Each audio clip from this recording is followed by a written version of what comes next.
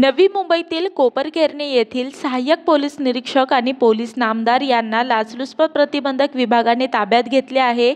या प्रकरणातील तक्रारदार यांच्या चुलत्यावर कोपरखैरणे पोलीस स्टेशन येथे दाखल असलेल्या गुन्ह्यात पोलीस कोठडी मुदत संपल्यानंतर जामीन अर्जावरील सुनावणी दरम्यान वेळेत दाखल करण्याकरिता तसेच उर्वरित गुन्ह्याच्या तपासात मदत करण्याकरिता तक्रारदार यांच्याकडे आरोपी लोकसेवक सागर कुमार टकले वय वर्ष 37 सहाय्यक पोलीस निरीक्षक कोपरखैरणे यांनी 1 लाख रुपयांच्या लाचेची मागणी केल्याची तक्रार प्राप्त झाल्यानंतर या अनुषंगाने केलेल्या पडताळणी दरम्यान आरोपी लोकसेवक सागर कुमार टकले यांनी तडजोडीअंती 40,000 रुपयांची मागणी केल्याचे निष्पन्न झाले। त्यानुसार पुढील कारवाई दरम्यान सदर रक्कम आरोपी लोकसेवक सागर कुमार टकले याने आरोपी लोकसेवक प्रज्ञेश नरेंद्र कोठेकर वय वर्ष 42 पोलीस नामदार क्रमांक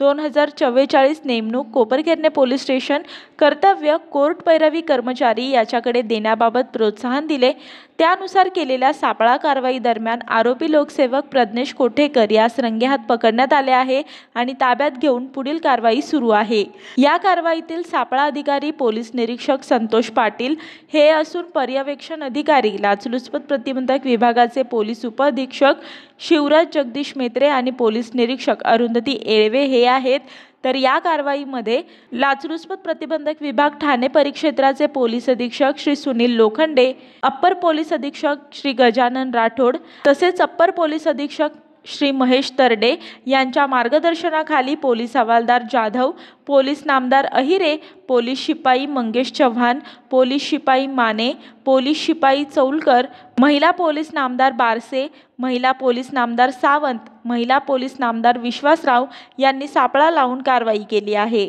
मी वर्षा काटेकर, योद्धा न्यूज, नवी मुंबई।